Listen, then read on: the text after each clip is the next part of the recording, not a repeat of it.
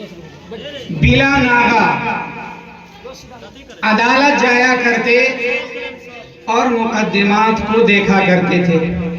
ایک دن وکیل صاحب ذرا تاخیر سے پہنچے۔ وکیل صاحب کے پہنچتے ہی ان کے تمام موکلین نے، مولانا ہدایت رحمانی صاحب چلے گئے کیا؟ واہ بھائی، وکیل صاحب کے پہنچتے ہی ان کے تمام موکلین نے انہیں چاروں طرف سے گھیر لیا۔ کسی نے کہا کہ وکیل صاحب آج میرے مقدمہ کی فائنل تاریخ ہے۔ کسی نے کہا کہ وکیل صاحب آج میرے مقدمہ کی آخری تاریخ ہے۔ کسی نے کہا کہ وکیل صاحب آج مجھے تھوڑا سا وقت دینا۔ وکیل صاحب انہی باتوں میں منہمک رہے، انہیں پتہ ہی نہیں چلا کہ جج صاحب سے ملنے کا وقت آ پہنچا ہے۔ اچانک کلائی کے اوپر نظر دوڑائی کہ وقت دیکھ لوں تو پتہ یہ چلا کہ جج صاحب سے ملنے کا وقت آ پہنچا۔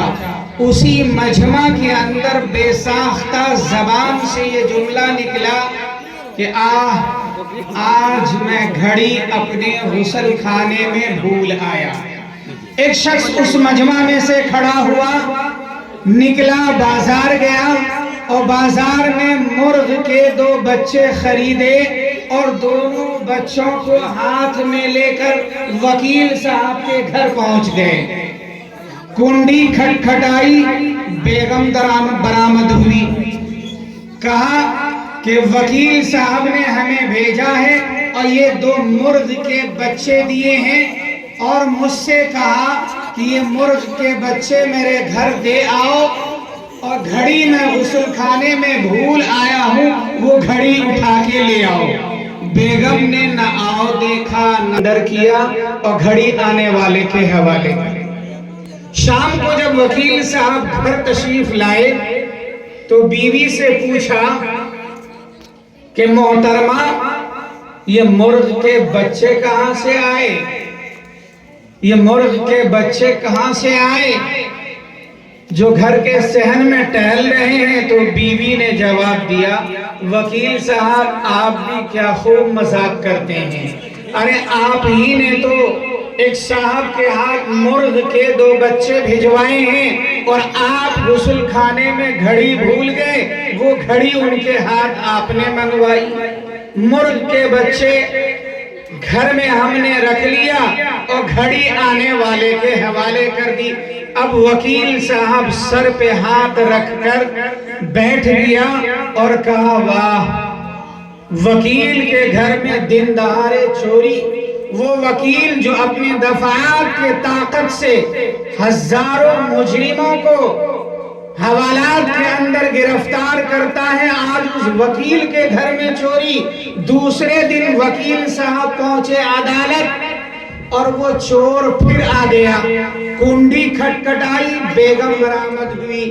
کہا وکیل صاحب نے بھیجا ہے اور کہا گھبراؤ مت، چور پکڑا گیا۔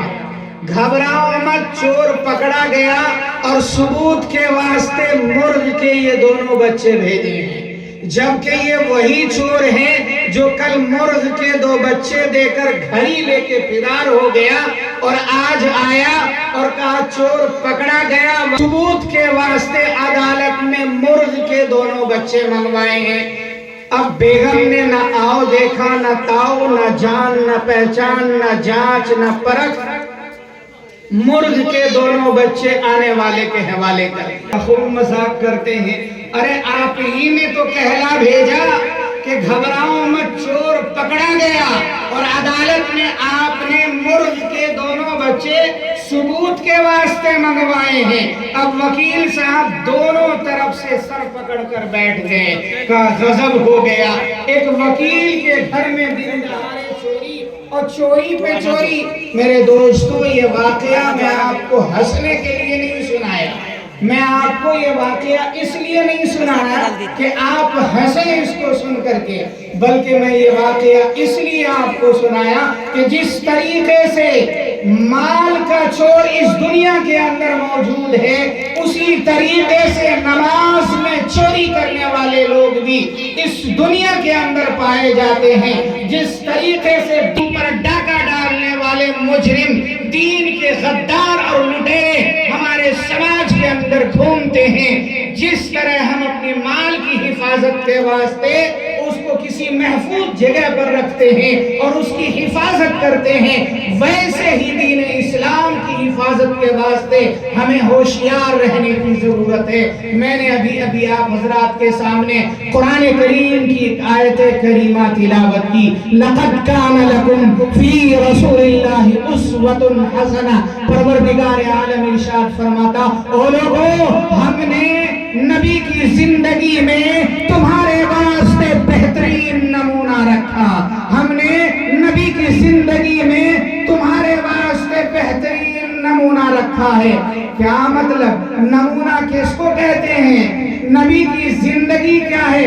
نبی کی زندگی 23 سالہ جس کو دور نبوت کہتے ہیں، نبی کی وہ زندگی 23 سالہ جس کو دور نبوت کہتے ہیں، اس 23 سالہ زندگی میں نبی نے 2 طرح کے نمونے پیش کیے، ایک نمونہ امتی کے واسطے، ایک نمونہ نبی کے واسطے خاص۔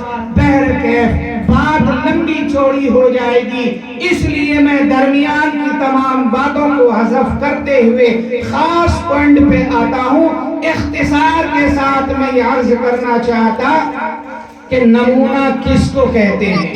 نمونہ کہتے ہیں آئیڈیل، فرما، سانچہ۔ کیا مطلب؟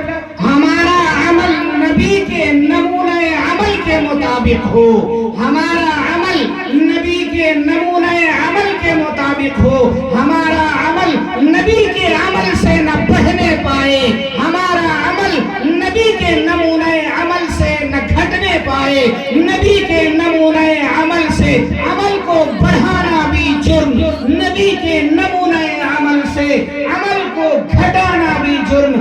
بڑھانے والا بھی مجرم قرار دیا جائے گا، گھٹانے والا بھی مجرم قرار دیا جائے گا۔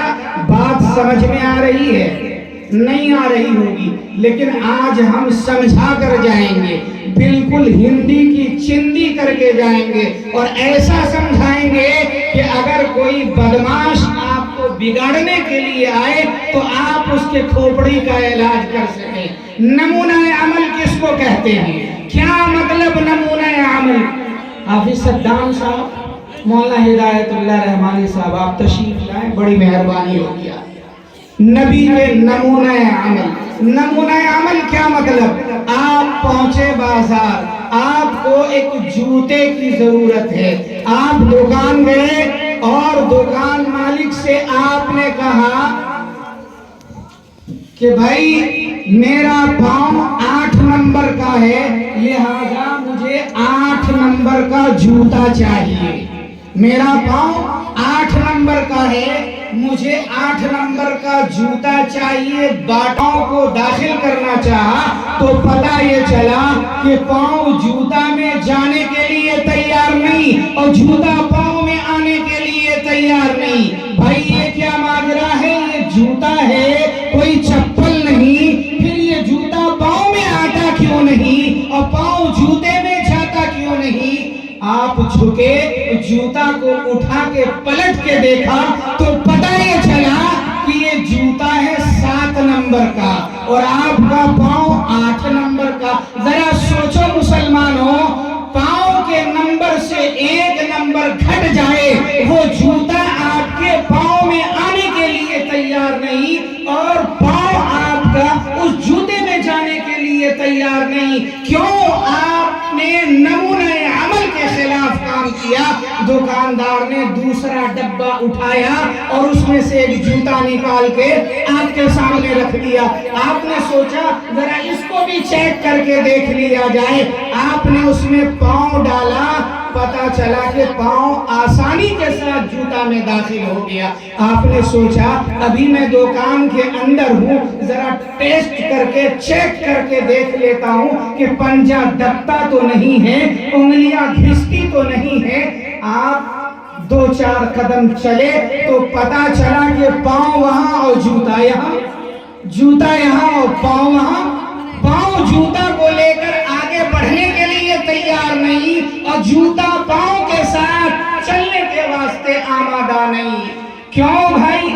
پاؤں آپ جھکے، اس جوتا کو اٹھا کے آپ نے دیکھا تو پتا چلا کہ جوتا ہے 9 نمبر کا اور آپ کا پاؤں 8 نمبر کا۔ ذرا سوچو مسلمانوں، پاؤں سے 1 نمبر گھٹ جائے تو وہ جوتا آپ کے پاؤں میں آنے کے لیے تیار نہیں اور وہ پاؤں جوتا میں گھسنے کے لیے تیار نہیں۔ اگر پاؤں کے نمبر سے جوتا 1 نمبر بڑھ جائے تو پتہ یہ چلا کہ پاؤں جوتا کو لے کے آگے بڑھنے کے لیے تیار نہیں اور جوتا پاؤں کے ساتھ چلنے کے واسطے تیار نہیں۔ میرے دوستو سوچو مسلمانوں کہ 1 نمبر بڑھ جائے یا گھٹ جائے پاؤں کے نمونے سے تو آپ کو ننگا رہنا پڑے گا۔